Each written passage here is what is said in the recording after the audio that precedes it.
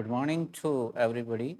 This is Sunita Paul Niketan Senior Secondary School, Magra Punjla, Jodhpur, and Sunita Global Secondary School, Nagar, Jodhpur. I'm Om Prakash Suthar, English teacher. You are most welcome to online classes for class 9, 10th, 11th, and 12th because our grammar is going and grammar is applicable for all the classes. हाँ okay, ninth में ये passive voice नहीं है but tenth and 11th में ज़रूर है। 12th को boost up चाहिए। They can revise their grammar, they can do better in their board exam. Grammar is तो ये ग्रामर ये नहीं है कि भाई आपको कोई क्लास में नहीं सीखना है। ग्रामर आगे भी आपको कॉम्पिटिटिव एग्ज़ाम के लिए ग्रामर है। Grammar is the base of any language, grammar is the heart of any language. So grammar अच्छा होना चाहिए, सभी सीखो। हम लोग क्या कर रहे थे, हम एक्टिव से पैसिव वॉइस में मेरे आई थिंक 3 सेशन पूरे हो गए। This is the 4th session and will try to finish today. ये 4th सेशन है और हम फ्यूचर टेंस के एक्टिव पैसिव के वाक्यों में बदल रहे थे। और फ्यूचर सिंपल का हमने किया था। फ्यूचर कंटिन्यूस वाक्य के टेंस के वाक्यों को एक्टिव से पैसिव में नहीं बदलते हैं। And today we will start future perfect tense के वाक्यों को एक्टिव से पैसिव में बदलना।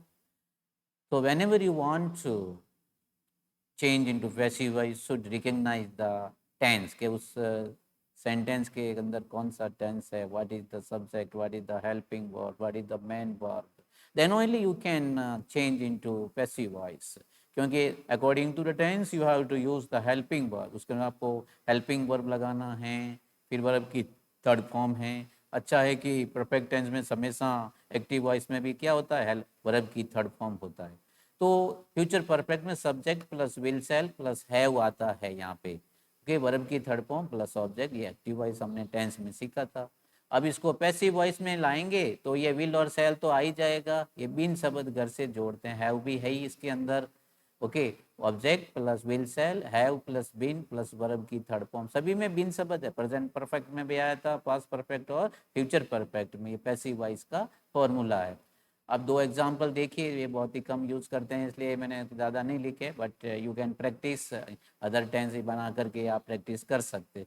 ही will have finish the work, वह अपना काम पूरा कर चुका होगा। मैंने बोला कि ये जो टेंस है future perfect and future perfect continuous, we hardly use in day to day life, बहुत कम ही यूज़ करते हैं प्रैक्टिकली, और फिजिबल ज़्यादा नहीं है। ही will have finish the work, तो क्या हो जाएगा, ऑब्जेक्ट क्या है, the work will have been. देखिए विल हैव इसके अंदर है ही, विल हैव वापस आ गया, बिन हमसे घर से जोड़ा, फिनिश का थर्ड फॉर्म फिनिश ही होता है, बाई ही का ऑब्जेक्ट रूप हिम होता है।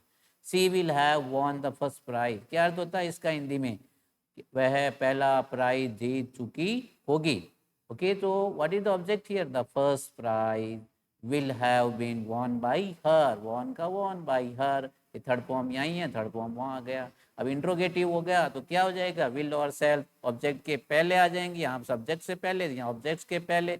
अदर जो स्टैंडर्ड्स है वो सेम है। Will you have been finish the work by evening, क्या तो हुआ, विल पहले आ गया सब्जेक्ट से, हैव बीन ये तो है ही उसमें, विल यू हैव बीन, नहीं यहाँ पे उन्होंने गलत लिखे, बिन नहीं है, will you have finish the work by evening, ये बिन नहीं आएगा यहाँ पे, गलत टाइपिंग मिस्टेक है। Will you have finish the work by, क्या आप शाम तक काम पूरा कर चुके होंगे। अब इसका पैसिव बनाओगे तो ऑब्जेक्ट क्या, द वर्क, तो लेकिन पर्सनवाचक है तो पहले विल आ गया, will the work have been, यहाँ पे बिन आएगा पैसिव वॉइस के अंदर। Will the work have been finish by evening, by evening, by you, by finish by you, by the evening, कैसे भी आप लिख सकते हो। Will he have pass the exam, क्या वह परीक्षा पास कर चुका होगा, तो क्या होगा, will the exam have been pass by him. Will they have played the match, क्या वो मैच खेल चुके होंगे। द मैच यहाँ पे ऑब्जेक्ट है, पहले आ गया, इसके पहले विल लग गया, हैव तो है ही इसमें, और बीन हमारी तरफ से जुड़ा, okay. Will the match have been played by him, okay. Future perfect continue tense के वाक्यों को फिर हम एक्टिव से पैसिव में नहीं बदल सकते हैं। तो ये आपके टेंस, ऑटो टेंस हमने कर ली। अब हम लोग आगे बढ़ेंगे मॉडल वर्ब।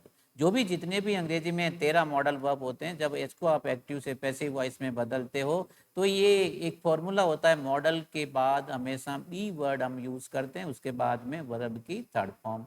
और आपने जो फ्यूचर सिंपल टेंस में जो तरीका था, उसी तरीके के हिसाब से आप इन वाक्यों को एक्टिव से पैसिव में बदल सकते हैं। अब मैं 3-4 आपको एग्जाम्पल करवाता हूँ। You can do this work, यहाँ पे देखो you can do this work, यहाँ यू सब्जेक्ट है, कैन मॉडल वर्ब है, डू मेन वर्ब है, और दिस यहाँ पे क्या है, ऑब्जेक्ट है। दिस पहले आ गया, this can be done by you.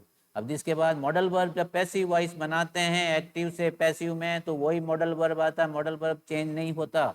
उसके बाद में बी शब्द आता है वर्ब की थर्ड फॉर्म। ये नहीं भाई मॉडल सेल है तो शुड करो, इसमें नहीं बदलते हैं। वो आप कहाँ बदलते हैं, जब डायरेक्ट से इनडायरेक्ट में। ऐसे नहीं भाई कैन है तो कुड कर दो, ऐसा नहीं होता है। वापस पैसिव वॉइस में वही मॉडल वर्ब यूज होता है, this can be done by you. You must follow the traffic rules, आपको यातायात के नियमों की पालना करनी चाहिए।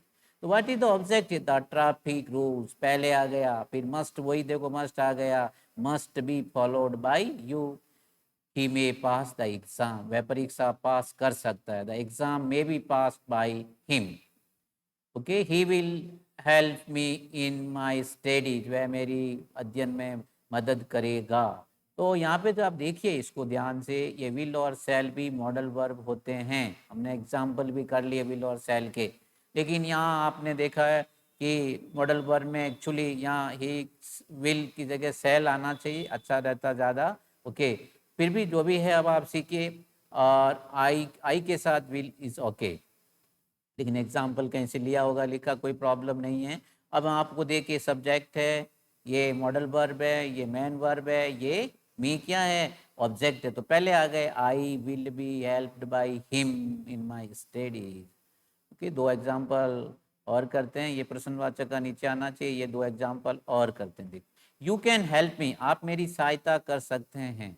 अब what is the object here, me पहले आ गया, आई कैन, यो भी हेल्पिंग, जो same modal verb, I can be help by you. You ought to work hard, आपको देखो ought to is equal to should होता है, तो you ought to work hard. ठीक है ना। अब यहाँ पे what is the object here, work hard. देखिए लिख हार्ड वर्क या हार्ड वर्क, तो ये जब वापस लिख दिया वर्क हार्ड, तो यहाँ पहले हार्ड वर्क का थोड़ा अच्छा नहीं लगे, इसको हमने हार्ड को, ये जो एडजेक्टिव है इसको पहले वर्क के पहले, hard work ought to be done by you. Why should we, प्रश्नवाचक में करेंगे। तो ये मतलब बहुत ही सिंपल है, ये फॉर्मूला आपको याद रखना, modal plus be plus verb की थर्ड फॉर्म। बाकी वही सब्जेक्ट ऑब्जेक्ट में, ऑब्जेक्ट सब्जेक्ट में बदल जाता है, हमेशा वर्ब की थर्ड फॉर्म आता है। मॉडल वर्ब के बाद में आपको क्या लगाना, बी लगाना घर से। नाउ इम्परेटिव सेंटेंस, अभी ये चलो यहाँ पे प्रश्नवाचक है, इनके अलग से प्रश्नवाचक नहीं कर रहे हैं। यदि प्रश्नवाचक वाक्य में शुड हो तो उसको कैसे बदलोगे। ठीक है, तो यहाँ पे लिखा है why should you insult me, आप मेरी इंसल्ट करना, किसी का बेइज्जत करना टाइप होता है, इंसल्ट क्यों करना चाहते हो। तो यहाँ पे वाई का स्थान चेंज नहीं होता। ठीक है, प्रश्नवाचक है तो शुड पहले आ गया, लेकिन यहाँ ऑब्जेक्ट मी है, यहाँ आई पहले आ गया। और आई से पहले शुड इसलिए आया कि वाक्य प्रश्नवाचक है, बी घर से लगाया, और इंसल्टेड इसकी थर्ड फॉर्म है बाय यू। ये यू जो यहाँ सब्जेक्ट है वो यहाँ ऑब्जेक्ट का रूप ले लिया। It should be clear you. Okay, now we will do imperative sentence. ठीक है, ये एक दो और आगे हैं, इम्परेटिव सेंटेंस के वाक्यों को एक्टिव से पैसिव में कैसे बदलते हैं। तो पहले सबको पता होना चाहिए इम्परेटिव सेंटेंस कहते कैसे, वो वाक्य जिसको भी कोई वर्ब की फर्स्ट फॉर्म से शुरू होते हैं, प्लीज काइंडली से शुरू होते हैं, या लेट से शुरू होते हैं, डोंट से शुरू होते हैं, ये सब मैंने लिखा है। You can stay, I will give this PDF today, you can download and go through entire pit. छोटी मोटी टाइपिंग मिस्टेक है तो ये नहीं सोचना कि ये गलत है, गलत है तो उसको आप सुधार सकते हो तो सुधारो, नहीं तो you can clarify your doubt.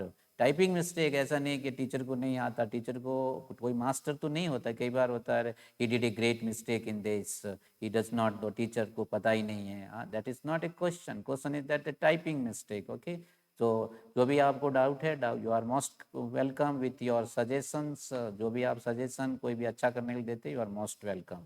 गलती होती है इंसान से, और गलती करके ही हम आगे बढ़ते हैं। गलतियां हो गई, आप भी पढ़िए, अंग्रेजी बहुत अधिक पढ़िए, गलती करो, नो प्रॉब्लम, लेकिन आगे बढ़ो। ओके, तो ये कौन से सेंटेंस होते हैं? कोई भी वाक्य वर्ब की फर्स्ट फॉर्म से शुरू होता है, या प्लीज काइंडली से शुरू होता है, लेट से शुरू होता है, डोंट से शुरू, ऐसे वाक्यों को इम्परेटिव, ज़्यादातर ही आदेशात्मक या प्रार्थना के वाक्य ऑर्डर वगैरह देने के लिए। तो ऐसे वाक्यों को हम बहुत ही आसान होते हैं उनको सीधा you are order to, you are asked to, you are requested to, you are asked to या ऑर्डर टू करके हम उनको एक्टिव से पैसिव में बदलें, और कई बार लेट से भी बदल सकते हैं। तो हम दोनों टाइप से, यदि लेट से बदलना है तो ये फॉर्मूला आप याद रखना। कोई भी वाक्य वर्ब की फर्स्ट फॉर्म से शुरू है तो लेट पहले लिख दो, उसमें ऑब्जेक्ट पहले लेके आ जाओ, बीच शब्द लगाओ और वर्ब की थर्ड, तो वो पूरा एक्टिव से पैसिव में बदल जाता है। हम ऐसे एग्जाम्पल करते हैं अभी, जैसे यहाँ एक सिंपल, मैं छोटे छोटे 4-5 एग्जाम्पल आपको सिखाऊंगा। Bring a glass of water, यहाँ ब्रिंग ए ग्लास, आप पानी लाने के लिए कई बार आदेश भी दे देते हैं नौकर वगैरह, या आपको कई बार रिक्वेस्टेड भी कर सकते हैं, तो डिपेंड अपॉन द सेंटेंस और वो कैसा आप आदेश दे रहे हो या रिक्वेस्टेड। तो ज़्यादातर कई बार प्योन वगैरह या किसी और को, नौकर को घर में हम आदेश देते हैं। या आप ऑर्डर्ड और आस्क में, ऑर्डर्ड या आप रिक्वेस्टेड में कंफ्यूजन होते हो तो आस्क का प्रयोग कर लो। यू आर ऑर्डर टू, यहाँ पे टू लगा के आप सीधा bring a glass of water लिख दिया। अब आप सोचते हो कि हम लेट से बनाना चाहते हैं, परीक्षा में आपको दिया रहेगा लेट से बनाओ, या यू आर ऑर्डर या रिक्वेस्टेड या आस्क आपके परीक्षाओं में लिखा रहता है। Let a glass of water, अब यहाँ पे लेट आ गया, ए ग्लास ऑफ वाटर, देखो यहाँ पे क्या था, ऑब्जेक्ट पहले आ गया, ऊपर फॉर्मूला देखिए सेम टाइम, ठीक है। और ये जो फॉर्मूला है, let plus object plus be plus verb की थर्ड फॉर्म, तो लेट आ गया, ऑब्जेक्ट आ गया, बी लगा दिया, और ये ब्रिंग का थर्ड फॉर्म ब्रॉट होता है टू मी, ये आगे अन्य शब्द आप जोड़ सकते हो। Clean the floor, you are order to clean the floor, या you are asked to clean the floor. अभी इसको लेट से क्या, let the floor be clean, let the, ये ऑब्जेक्ट पहले आ गया, बी क्लीन। आप ऐसे 5-4 एग्जाम्पल करोगे तो आपको जैसे वास में, ये सब देखो वर्ब की फर्स्ट फॉर्म से, ये ऐसे वाक्यों को हम इंपरेटिव सेंटेंस कहते हैं। वाश माई क्लॉथ, मेरे कपड़े धो दो, you are order to wash my cloth, let my cloth be wash, ये दो तरफ से, दो टाइप से बनते हैं। ओके, बहुत एग्जाम्पल लिखे मैंने। अब मैं पीछे से लास्ट में 3 एग्जाम्पल और समझाता हूँ, then will jump to news. Okay, आप पर, आपको ये पूरे लिखने की आवश्यकता नहीं है, आप उसका हेडिंग लगाइए, कौन सा टाइप है, उसमें फॉर्मूला लिखिए, फॉर्मूला लिख करके 5-6-4-5 एग्जाम्पल लिख सकते हो।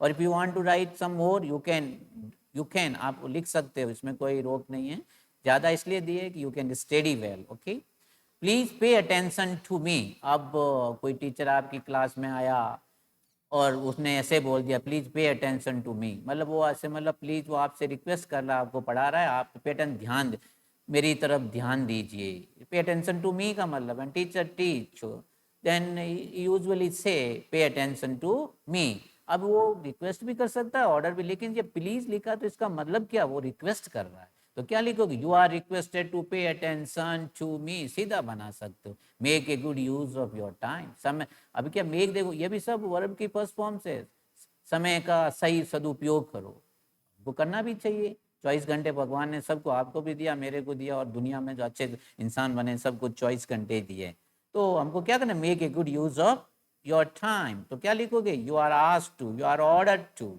या ऐसे यहाँ पर रिक्वेस्ट नहीं देते, ऑर्डर या asked to make good use of your time, तो टू लगा के सीधा भी आप लिख सकते हो, ऑर्डर, आस्क्ड या रिक्वेस्टेड। डोंट शाउट, हाँ यहाँ पे अब ध्यान देना है, जब आप डू नॉट से है तो उसको नॉट टू में बदल देते हैं।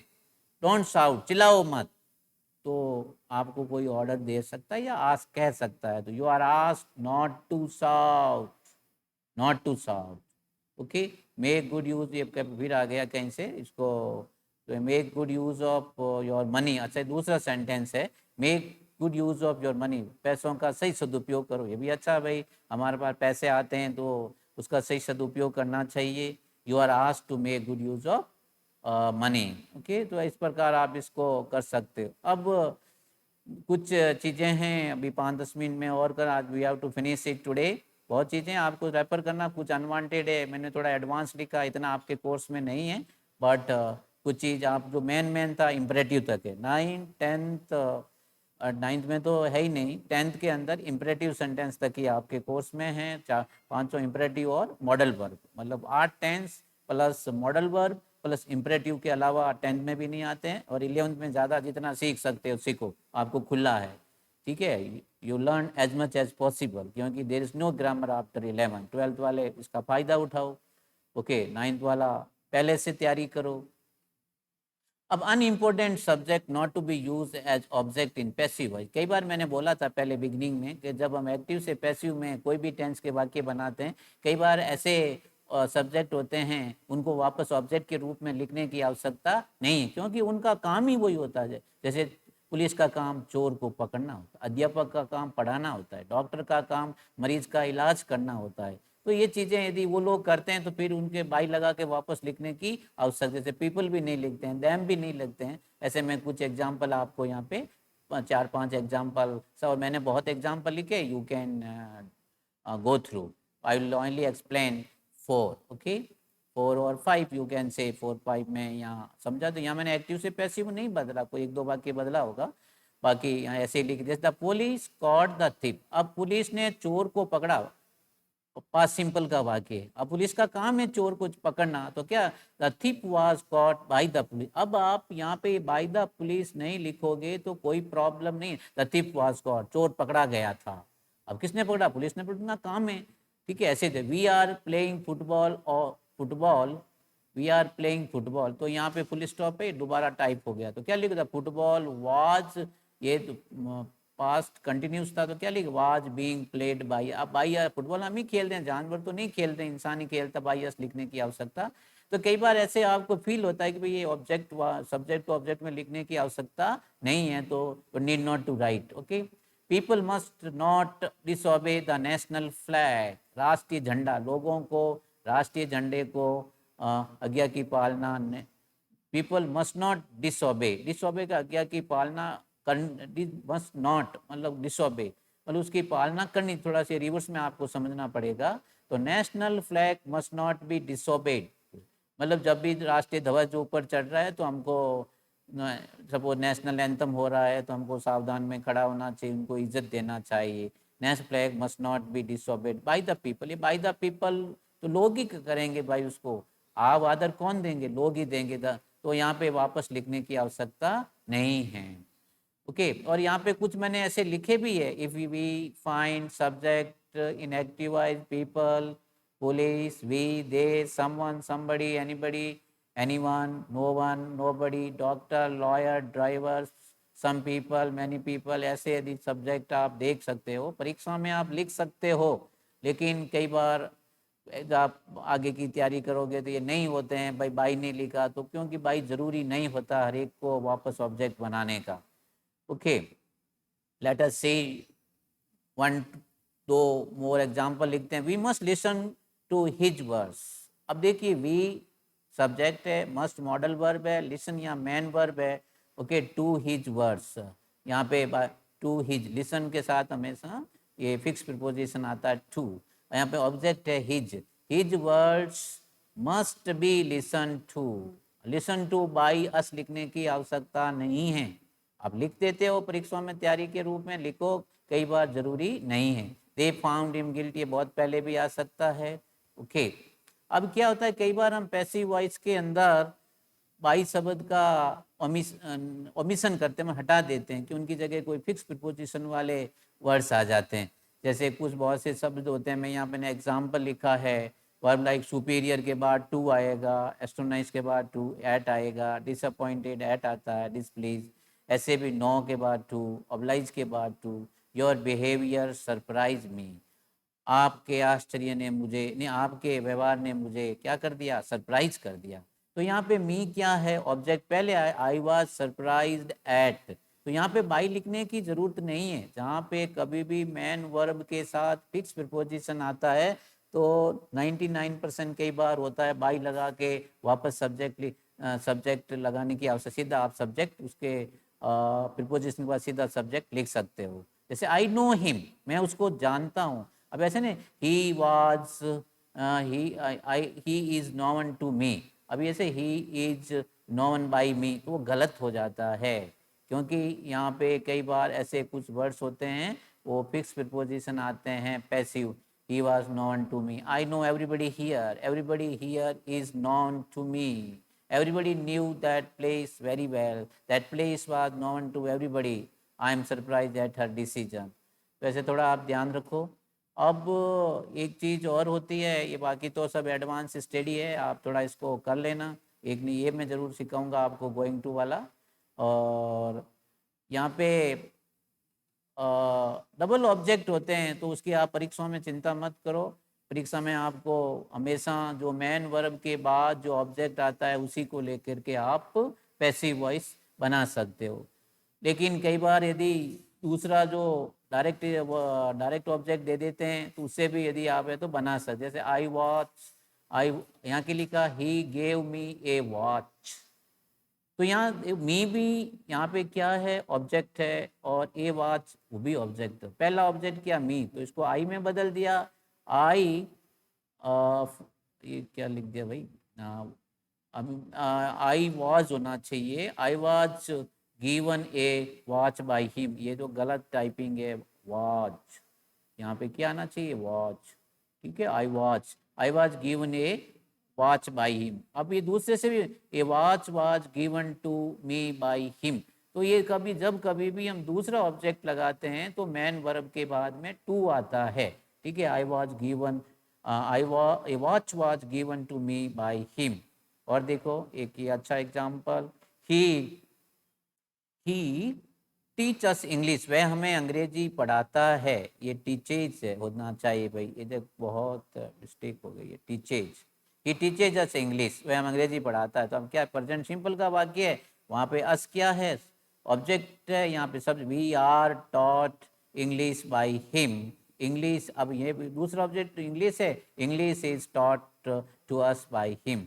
ओके, तो you can just read entire PDF. एक ये देखो, यदि गोइंग टू वाले वाक्य होते हैं तो फ्यूचर सिंपल का बोध करवाते हैं, और जब इसके एक्टिव से पैसिव में बदलते हैं तो ये गोइंग टू के बाद में बी लगाकर वो सेम पैटर्न होता है, he is going to purchase a new car next month, अगले महीने एक नई कार खरीदने जा रहा है, तो यहाँ पे ऑब्जेक्ट क्या है, a new car, is going to, is है, इज गो, ये प्रेजेंट कंटिन्यूस टेंस के वाक्य नहीं जा रहे हैं हम देख करके, आपके बाद में यहाँ ये गोइंग के बाद में या इन्फिनेटिव है, टू के बाद वर्ब की फर्स्ट फॉर्म में, ऐसे वाक्यों को एक्टिव से पैसिव में बदलते हैं तो गोइंग टू के बाद में बी लगाकर वर्ब की third form, a new car is going to be purchase by him next month.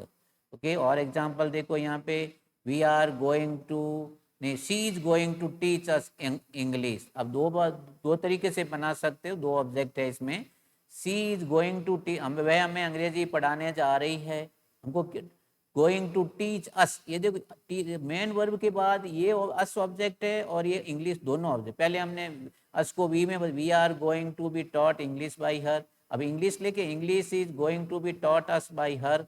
Okay, are you प्रश्नवाचक है, are you going to lend me some money, क्या आप मुझे कुछ उधार पैसे देने जा रहे हो। अब यहाँ पे कौन से हैं, मी एक ऑब्जेक्ट है, दूसरा सम मनी है, तो पहले मी का क्या बना दिया, आई बना दिया, सब्जेक्ट आई है, तो यहाँ पे क्या आएगा, एम आएगा, am I going to be lend some money by you, lend का मतलब पैसे उधार देना, लेना नहीं देना। ओके, यहाँ पे दूसरा object, is some money going to be lend to me by you. I think this is enough for you, और यू वांट टू प्रैक्टिस, बाकी जितना भी है मैंने यहाँ आगे एक्सरसाइज भी किए हैं, you please go through all this study material, और जो भी डाउट है आप क्लैरिफाई कर सकते हैं। Okay, I will finish passive voice today. Thank you, have a nice day.